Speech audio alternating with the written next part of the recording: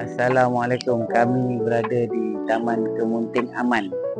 Satu lagi projek perumahan yang hampir siap. Untuk pengetahuan semua bahawa fasa 1 telah pun diduduki. Sebelah sana lah. Ni fasa 2 lah. Rumah ni berada di Kemunting dan berhampiran dengan lebuh raya Taiping Utara. Kita sama-sama kita review rumah ni.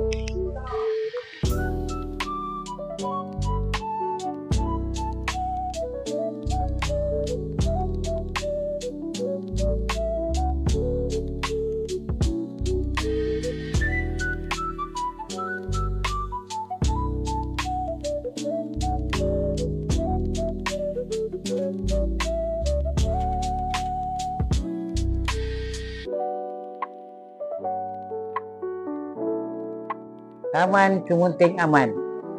Lokasi di Kemunting, Perak, berdekatan dengan Taiping. Jenis perumahan teres setingkat. Susah cari sekarang teres setingkat. Pegangan leasehold. Ciri-ciri utama rumah. Mereka bentuk moden dan menarik. 3 bilik tidur, 2 bilik air. Luasan binaan 800 kaki persegi. Keluasan tanah 1334 kaki persegi. Ruang tamu dan dapur sangat luas. Siling tinggi untuk pengudaran yang baik.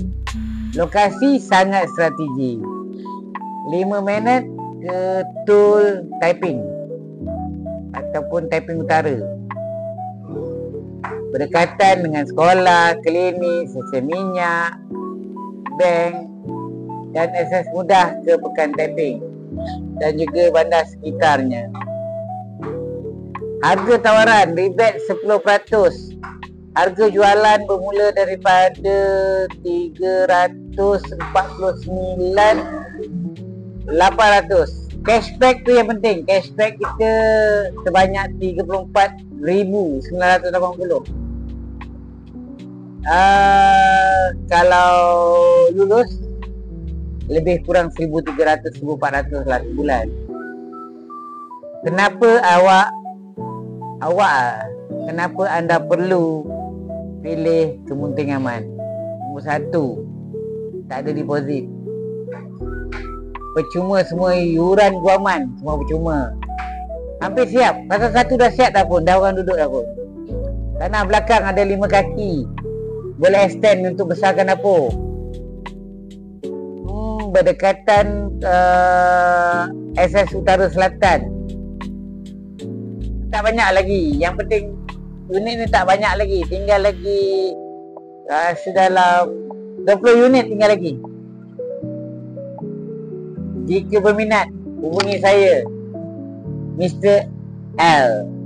Bye-bye.